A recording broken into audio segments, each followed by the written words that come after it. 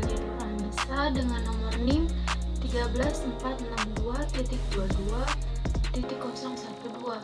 Saya merupakan mahasiswa semester 3 dari kelas C, program studi D3 Rekam Medis dan Informasi Kesehatan di Stikes Bakti Nusantara Gorontalo.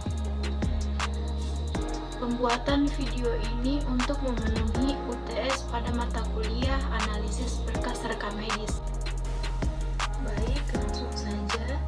Di sini ada definisi dari rekam medis. Nah, rekam medis merupakan berkas yang berisi catatan dan dokumen tentang pasien yang berisikan identitas, pemeriksaan, pengobatan, tindakan medis lain pada sarana pelayanan kesehatan untuk rawat jalan, rawat inap, baik dikelola pemerintah maupun swasta. Nah, jadi analisis berkas rekam medis ini merupakan telaah atau review isi dari rekam medis yang dilakukan dengan tujuan untuk menemukan kekurangan khusus yang berkaitan dengan pencatatan rekam medis.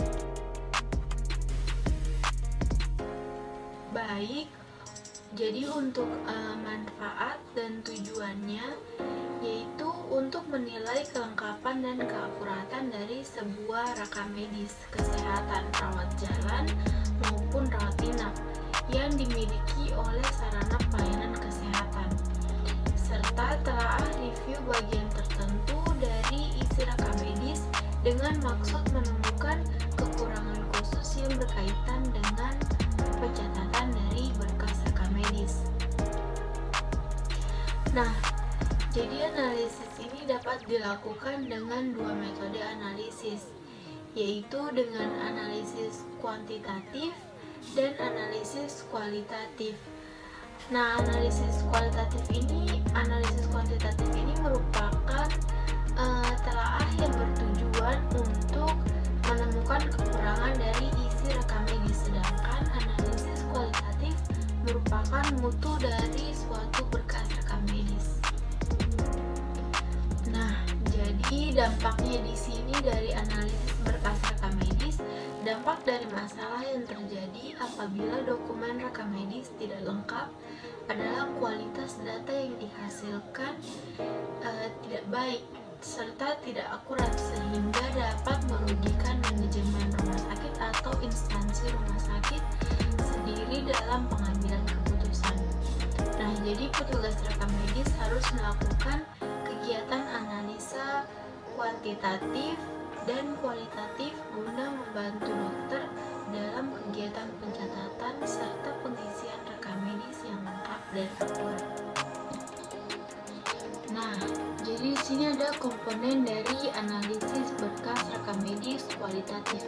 Analisis kualitatif ini terdiri dari 6 komponen, yaitu yang pertama ada review kelengkapan dan kekonsistenan dari diagnosa. Nah, pada review ini akan memeriksa kekonsistenan diagnosa, diantaranya yang pertama yaitu ada diagnosa saat masuk atau alasan masuk rawat inap maupun rawat jalan. Lalu yang kedua ada diagnosa tambahan, diagnosis. Yang keempat ada post. Yang kelima ada pathological diagnosis. Yang keenam ada clinical diagnosis. Yang ketujuh ada diagnosis akhir atau diagnosis utama. Nah, yang kedelapan ini ada diagnosis kedua. Lalu yang kedua yaitu review kekonsistenan pencatatan diagnosa. Nah, pada review kekonsistenan pencatatan diagnosa ini harus konsistensi. Nah, konsistensi ini merupakan suatu penyesuaian atau pencocokan avatar satu bagian dengan bagian lain dan dengan seluruh bagian, di mana diagnosa dari awal sampai akhir harus konsisten. 3 hal yang harus konsisten yaitu catatan perkembangan, instruksi dokter, dan catatan dokter. Nah, contoh dari review kekonsistenan pencatatan diagnosa ini yang pertama ada pada pelayanan rawat inap. Dari hasil operasi hasil pemeriksaan PA, hasil pemeriksaan diagnostik, dan surat pernyataan tindakan harus konsisten.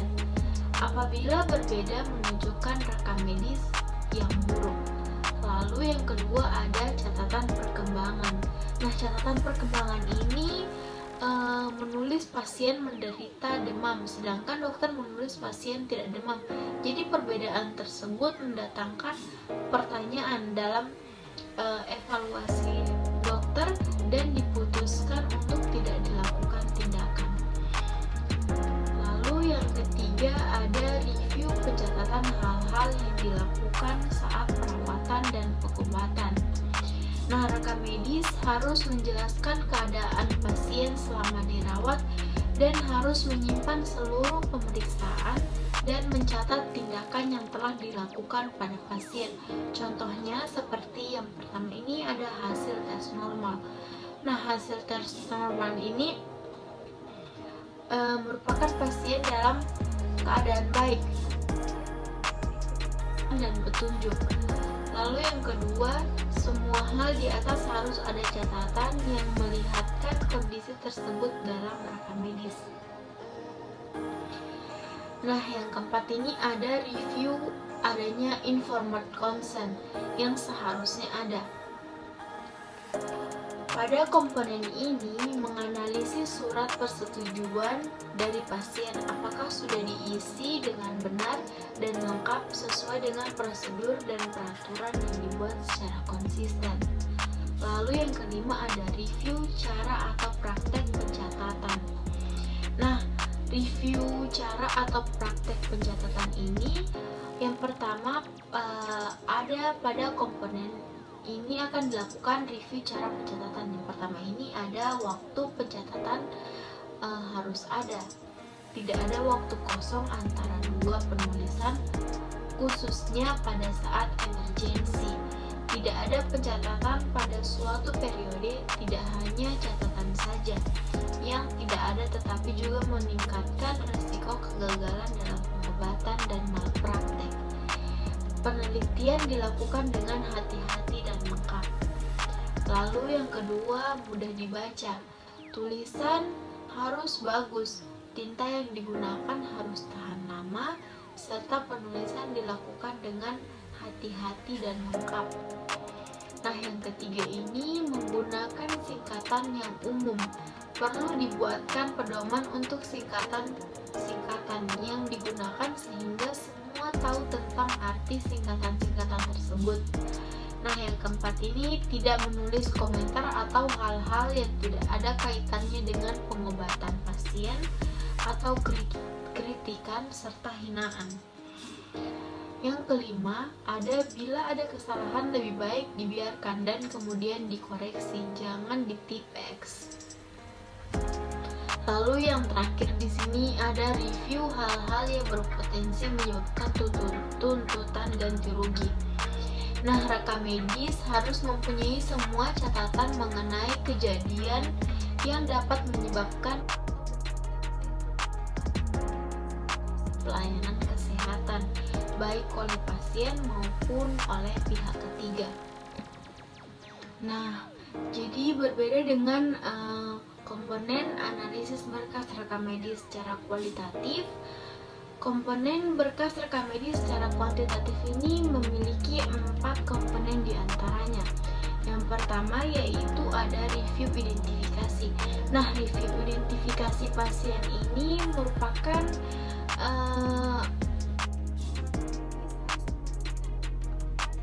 pada pengisian identifikasi jika seluruh item sudah terisi.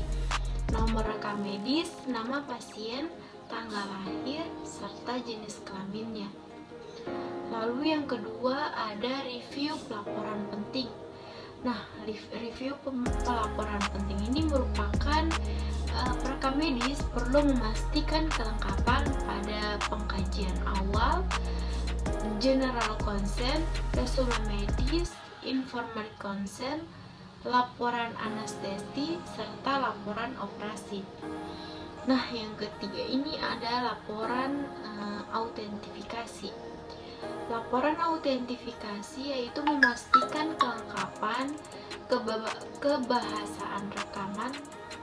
Autentifikasi jika terdapat nama dokter atau stempel tanda tangan dokter, nama perawat, tanda tangan perawat, serta gelar profesionalnya. Nah, yang keempat ini ada review pendokumentasian yang benar.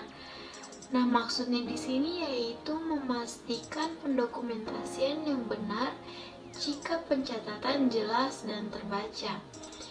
Lalu penggunaan singkatan serta pembetulan kesalahan penulisan. Bila ada baris kosong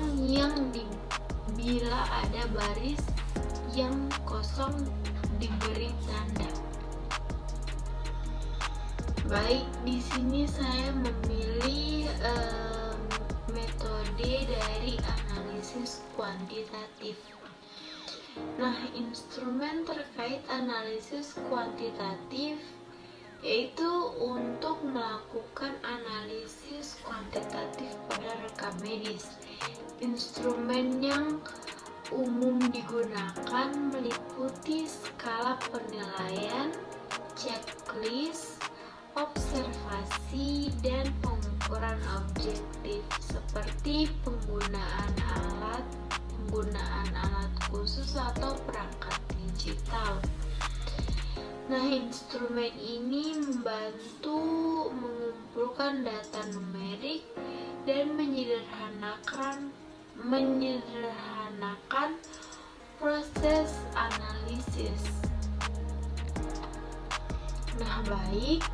Selanjutnya di sini ada peneliti mengambil subjek sebanyak 1 orang petugas rekam medis di bagian assembling.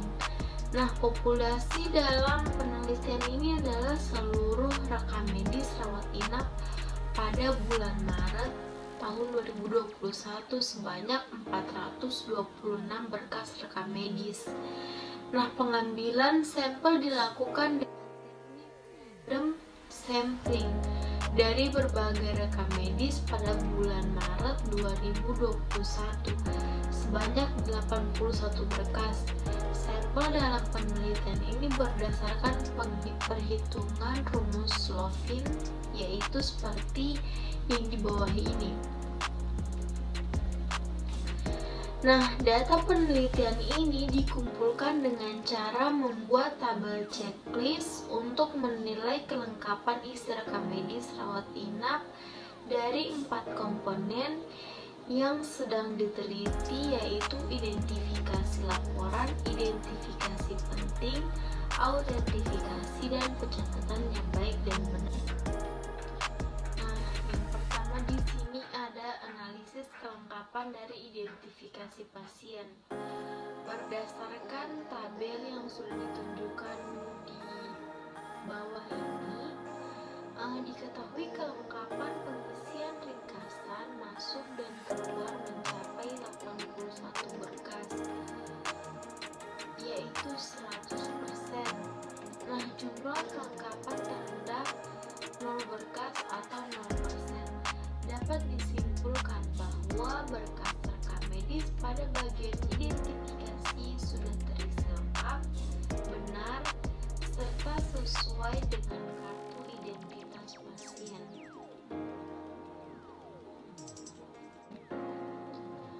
Lalu yang kedua di sini ada analisis kelengkapan laporan penting.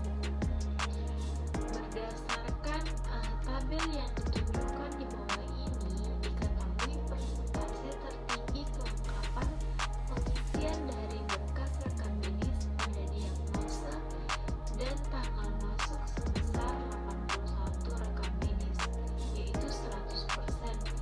Nah, jumlah kelengkapan terendah terdapat pada laporan sebesar 51 rekam medis atau 62,96%. Nah, yang ketiga ini ada analisis kelengkapan autentifikasi. Berdasarkan tabel yang ada di bawah ini, Diketahui persentase tertinggi kelengkapan pengisian rekam medis pada tanda tangan perawat 68 berkas atau 83,95%. Nah, jumlah kelengkapan terendah terdapat pada nama perawat 13% atau 16,5%.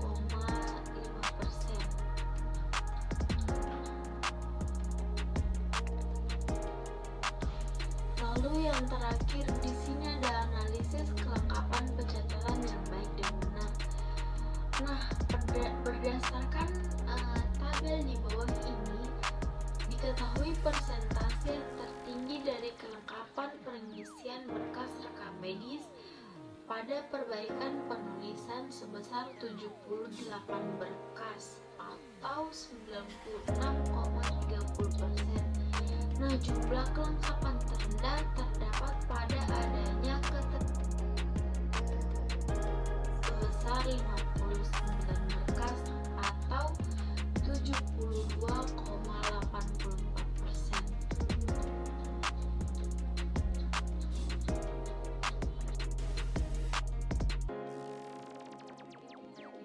Persentase akhir atau review kelengkapan rekam medis pada diagram batang. Nah, berdasarkan dari persentase diagram batang akhir di bawah, jumlah kelengkapan pada bagian identifikasi mencapai sebesar 100% dan kelengkapan terendah ada pada bagian autentifikasi sebesar 16,5%.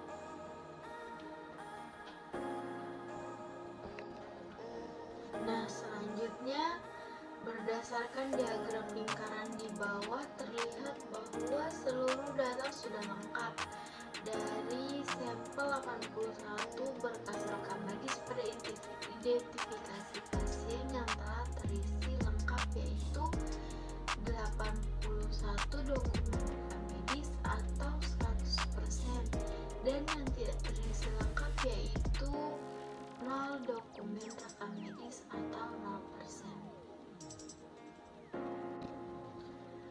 Selanjutnya, berdasarkan diagram lingkaran di bawah masih terdapat data yang tidak lengkap dari sampel 81 rekam medis pada laporan penting yang telah terisi lengkap, yaitu 51 dokumen rekam medis atau 63%, dan yang tidak terisi lengkap yaitu 30 dokumen rekam medis atau 37%. Nah, persentase ketidaklengkapan laporan penting jika masih saja ada yang tidak lengkap akan mempengaruhi data dari pasien.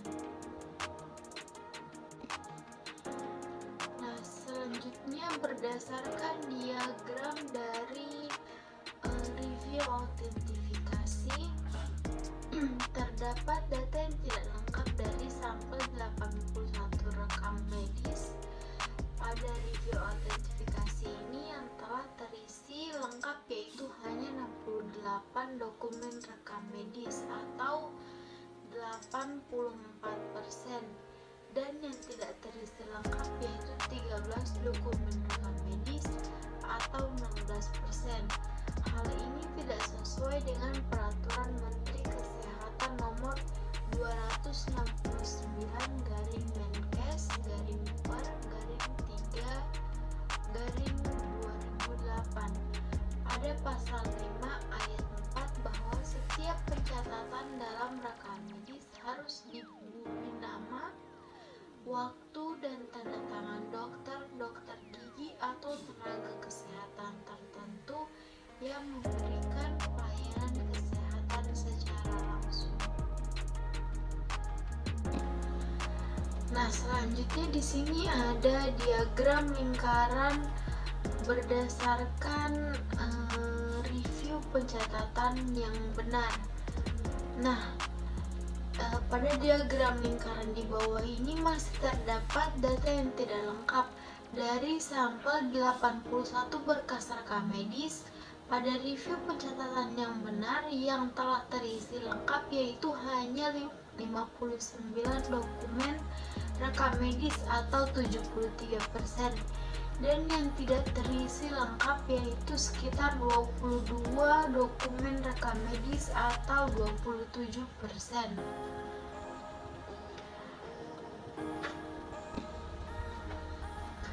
Nah, jadi dapat disimpulkan bahwa yang terkait yang saya ambil yaitu tentang analisis berkas rekam medis pada metode ini, pengisian kelengkapan berkas rekam medis rawat inap pada bagian autentifikasi di Rumah Sakit Umum Bina Sehat belum mencapai 100%.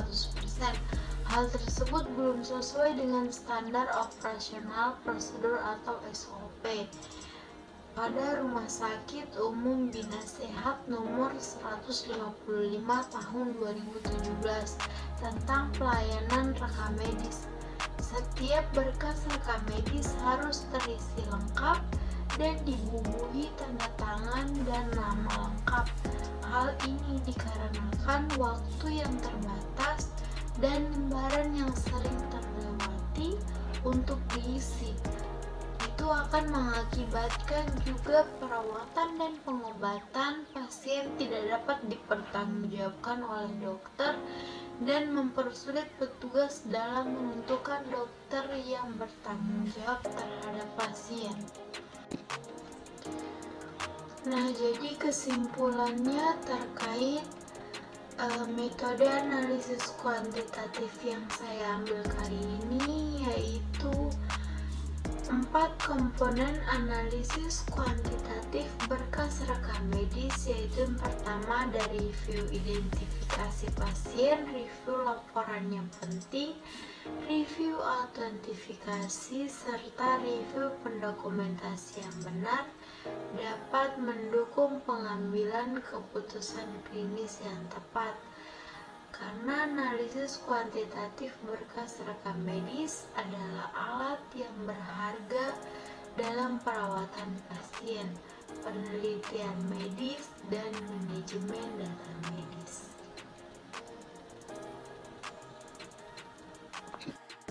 Nah, jadi analisis kuantitatif berkas rekam medis ini melibatkan penggunaan data numerik atau kuantitatif yang terdapat dalam rekam medis untuk melakukan penilaian, pemodelan, dan penelitian ilmiah. Ini juga meliputi penggunaan alat statistik dan teknik analisis data untuk yang pertama ada identifikasi pola dan tren. Nah, maksudnya di sini memahami pola penyakit, respon terhadap pengobatan, atau faktor risiko dengan menggunakan data numerik dari rekam medis. Lalu yang kedua ada prediksi dan diagnosis, yaitu membantu dalam menentukan diagnosis atau meramalkan hasil berdasarkan data kuantitatif yang diperoleh dari berkas rekam. Nah, lalu yang ketiga di sini ada evaluasi efektivitas pengobatan. Nah, maksudnya di sini untuk menggunakan data numerik untuk mengevaluasi sejauh mana suatu pengobatan efektif dalam mengatasi kondisi medis. Nah, yang keempat ini adalah untuk penelitian ilmiah, menggunakan data kuantitatif untuk penelitian ilmiah menemukan hubungan antara faktor-faktor kesehatan dan membuat kesimpulan berdasarkan bukti-bukti dari numerik. Nah, jadi analisis kuantitatif berkas rekam medis memungkinkan para profesional kesehatan atau tenaga kesehatan untuk memanfaatkan informasi penting dalam rekam medis untuk mengambil keputusan yang didukung